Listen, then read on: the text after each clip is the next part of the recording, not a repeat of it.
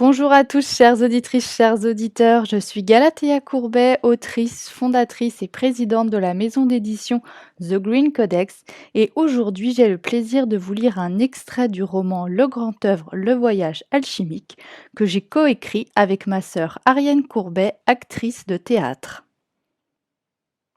L'extrait que j'ai choisi de vous lire est tiré du chapitre 4, intitulé Singularité. Au top départ de Galahad, la musique changea, les lumières devinrent plus douces, et ce dernier entra sur scène en lévitation. On entendit des ah dans le public. Galahad vint rejoindre Thibaut au centre de la scène, et ce dernier fit apparaître une seule carte, c'était l'as de cœur. Galahad la prit et cessa d'être en lévitation pour aller la poser verticalement sur le sol. Une mystérieuse force la faisait tenir en équilibre. Il attrapa le sommet de la carte et commença à l'étirer. La carte grandit et s'élargit pour devenir une porte en forme d'as de cœur. Il fit apparaître une poignée ronde, en fer, sur le côté droit et ouvrit la porte. Il invita Thibaut à y entrer, ce qu'il fit. Galahad referma la porte, puis on entendit distinctement frapper 2 coups, de l'autre côté. Il la rouvrit, l'air surpris, du moins pour garder un bref suspense. Et ce ne fut pas Thibaut, qui attendait de l'autre côté, mais Ravina, ornée de bijoux et habillée de son costume indien traditionnel de couleur orangée. Elle sourit au public, et Galahad lui prit la main pour l'accompagner vers le devant de la scène. Elle tenait un bouton de rose à la main. Galahad enveloppa de ses 2 mains le bouton et ferma les yeux. Il se concentra un moment, et là, à la stupéfaction générale, le bouton de rose commença à croître, et à croître de plus en plus, en laissant place à une rose parfaitement ouverte. Il y eut une pluie d'applaudissements. Ravina agrippa le côté droit de la porte et la fit pivoter sur elle-même. L'autre côté laissait percevoir un grand miroir qui prenait toute la surface de la carte-porte. Elle voulut se regarder dans la glace, quand des rires émanèrent du public. Le reflet de Ravina s'était transformé en un Thibaut rieur et fier de lui. Ravina parut outrée et se tourna vers Galahad qui s'approcha à son tour du miroir. Cependant, il n'avait pas de reflet. Ravina posa les 2 mains sur le verre froid du miroir. Thibaut riait plus fort que jamais et Ravina poussait le miroir comme pour y entrer, mais ce dernier restait inerte. Galahad prit le miroir et le posa à plat sur le sol. Il fit un geste de la main pour inviter Ravina à réessayer. Elle fit un pas en arrière et sauta dans les airs en faisant un beau salto avant pour atterrir dans le miroir comme quelqu'un plongeant dans une piscine. Le miroir se brisa en 1000 morceaux et il n'y avait plus trace de Ravina. Elle avait traversé le miroir. Galahad ramassa un des éclats du miroir brisé et le montra à toute la foule. Le bout de verre brillait à la lumière des projecteurs, et comme par enchantement, il commença à le déplier, telle une feuille de papier. Il le déplia encore et encore, jusqu'à reformer le miroir à l'original. Ensuite, il plaça les doigts de sa main droite sur la paume de sa main gauche, comme pour attraper quelque chose au creux de sa main. Il y retira un bâton blanc et fin. C'était une grande bougie allongée qui produisait une lueur jaunâtre. Galahad pointa la flamme de la bougie vers le miroir, comme pour l'inspecter. Un bref instant passa avant qu'on puisse apercevoir un petit point tout au fond du miroir. Ce point se rapprochait et grandissait de plus en plus, jusqu'à ce qu'on puisse discerner des jambes et des bras. Le nouvel arrivant marcha ainsi jusqu'à rejoindre Galahad. Adam fit un clin d'œil à son frère, accompagné d'un sourire. Chacun était le reflet de l'autre. Ils étaient 2 tout en étant 1. Galahad s'approcha du miroir et de son faux reflet en pointant sur lui la faible lumière de la bougie.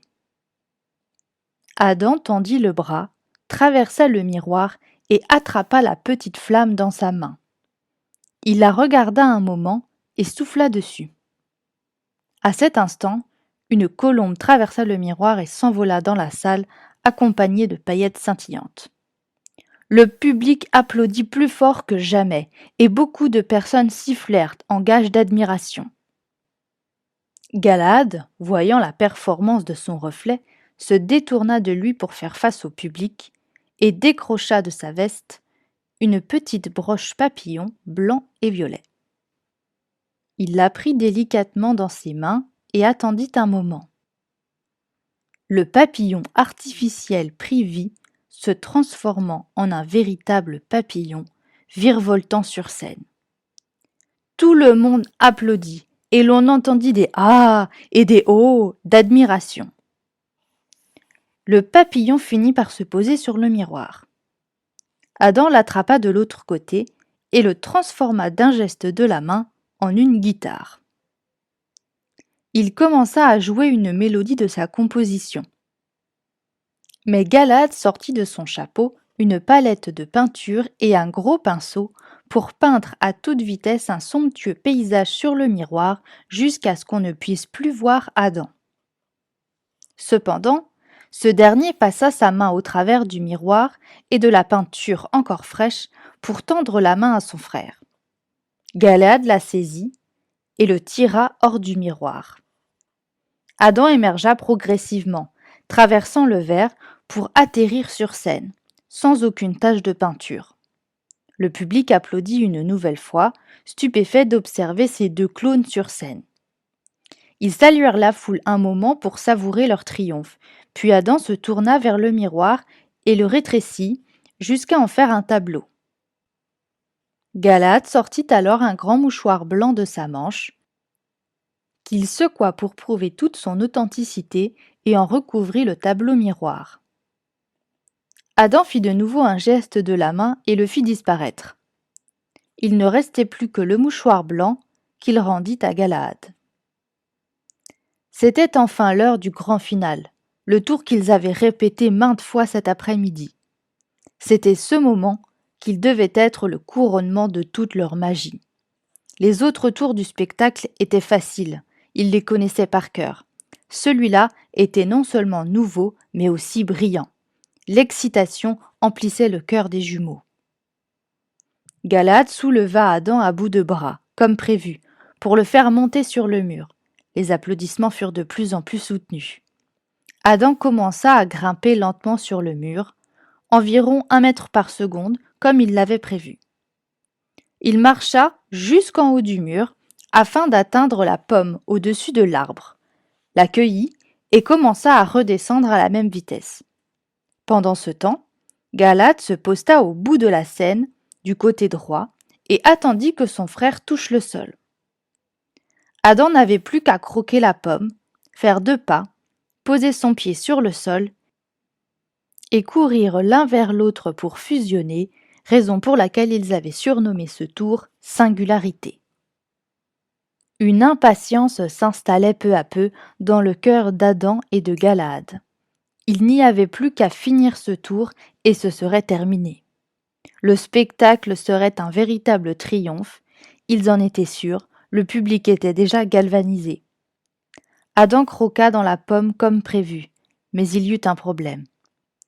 Il avala de travers et se mit à tousser. Il fit les 2 pas qui lui manquaient pour rejoindre le sol, en se retenant de toutes ses forces pour ne pas tousser de nouveau. Il devint tout rouge, et Galahad le regarda avec inquiétude. Il fallait finir. Il se dit qu'il n'avait qu'à se mettre à courir vers lui, et ce serait bon. Ce n'était pourtant pas très compliqué de marcher sur le mur et de croquer un bout de pomme. Galahad fit un clin d'œil à Adam pour lui signifier que c'était le bon moment. Adam le remarqua, mais il savait que s'il bougeait, ou s'il se mettait à courir, il tousserait. Cependant, la situation devenait critique. Il ne pouvait plus respirer. Son visage commençait à devenir rouge et il n'avait bientôt plus d'air dans ses poumons. Il fallait absolument terminer le spectacle. Il ne voulait pas décevoir son frère, ni les personnes présentes ici, ni personne d'ailleurs. Il s'élança vers Galad qui était à l'autre bout de la scène, et ce qui devait arriver arriva. Il toussa. Alors qu'Adam et Galad devaient fusionner au centre de la scène, il y eut un gros bruit fracassant, puis le silence total. Chères auditrices, chers auditeurs, nous vous remercions d'avoir écouté l'extrait du roman Le Grand Œuvre, le voyage alchimique, écrit par Ariane et Galatea Courbet et publié par la maison d'édition The Green Codex. Si vous êtes curieux de savoir ce qui est arrivé aux jumeaux Adam et Galahad, le roman Le Grand Œuvre, le voyage alchimique est disponible sur le site internet thegreencodex.com.